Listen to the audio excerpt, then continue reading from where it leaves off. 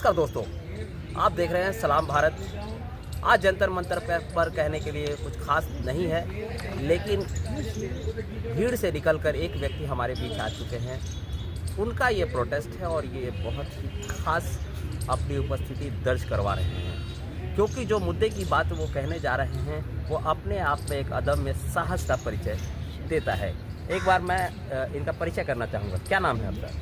मेरा नाम प्रहलाद चंद्र गुप्ता है, अलवर शहर राजस्थान का निवासी हूँ मैं। तो किन मुद्दों को लेकर आज आपकी उपस्थिति यहाँ दर्ज हुई है और क्या बात रखना चाहते हैं आप सरकार से? क्या अपनी बात कहना चाहते हैं? मुद्दे के विषय में तो यही कहना चाहूँगा कि मेरी पहले इरिगेशन में नौकरी थी, वहाँ से हमको सरप्लस करके रेवेन्यू विभाग में भेजा गया। इरिगेशन मतलब सिंचाई विभाग में। कहाँ का मामला है ये?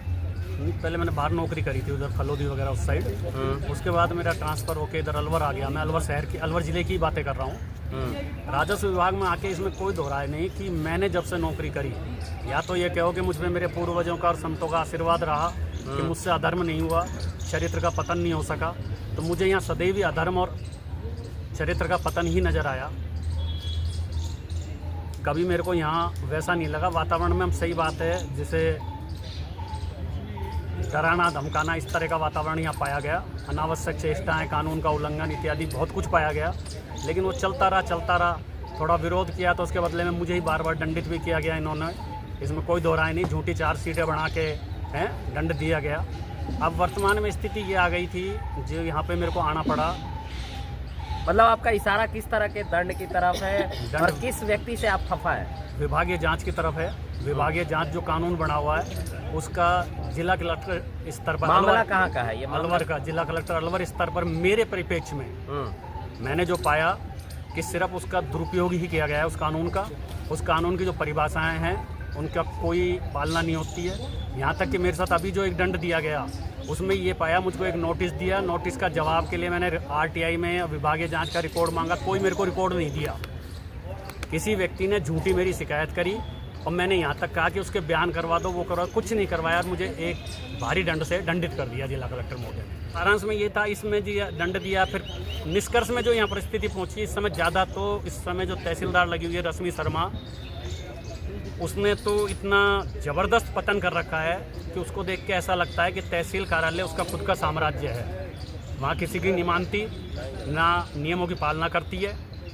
ये है फिलहाल तो जो मुझे यहाँ तक लाने के लिए प्रेरित कर दिया, या समझ लो विवश होकर आ गया कि सरकार का जो भुगतान किया मैंने वेतन से, उस भुगतान को मांगते मेरे को 1.5 साल हो गए, तो मुझे भुगतान नहीं दिया गया, जो कि जायज़ है। वकीलों को भुगतान किए हैं। इसी तरह उसकी मांग थोड़ा उसमें दिखाकर कि ठीक है हमारा भुगतान तो जब भी हम काम कर पाएंगे, ये थोड़ी है कि वेतन में से हम सरकार का भुगतान।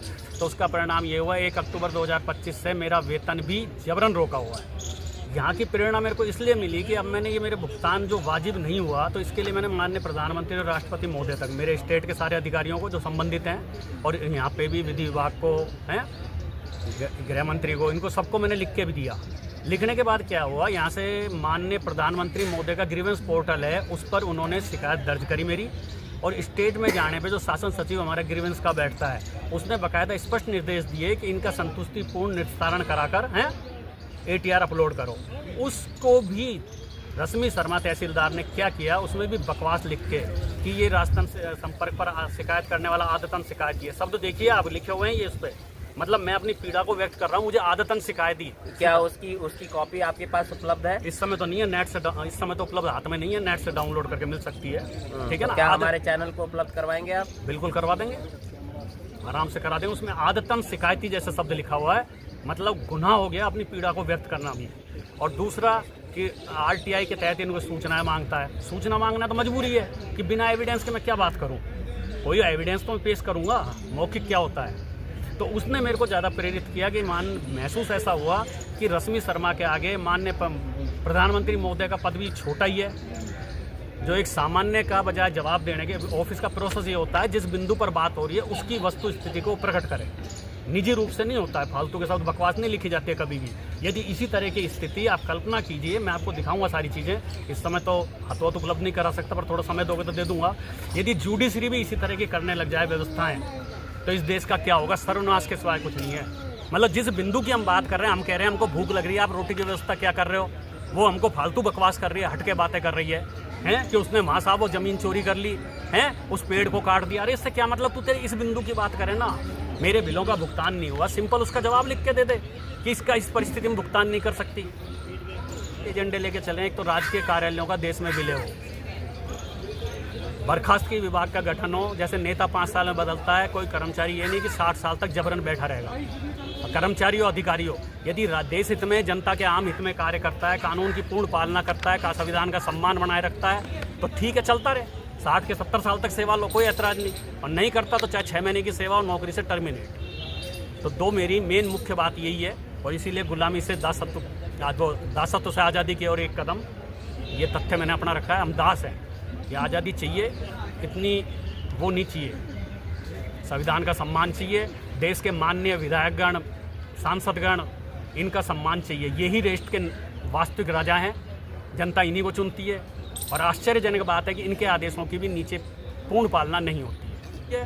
और दूसरा, नौकरी से बर्खास्तगी विभाग का गठन बहुत जरूरी है इस देश के लिए, यदि आने वाले कुछ समय तक मनुष्य को मनुष्यता में बनाए रखना है, तो मानवता को जीवित रखना है, तो बस यही संदेश रहेगा। इस तरह से सिंचाई विभाग के एक व्यक्ति की व्यथा और कथा आपने सुनी।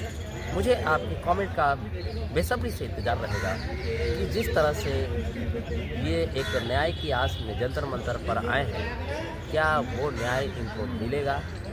किसकी जिम्मेदारी है, राज्य सरकार की जिम्मेदारी बनती है या केंद्र सरकार की? क्योंकि यहाँ पर जो वो मांगने आए हैं, वो केंद्र से वो मांगने आए हैं। जब वो इन्होंने देखा कि हमारे राज्य की स्थिति कहीं ना कहीं जो है बदतर होती जा रही है, तो उससे बेहतर बनाने के लिए वो यहाँ पर दिल्ली प्रस्थान करके चले आए।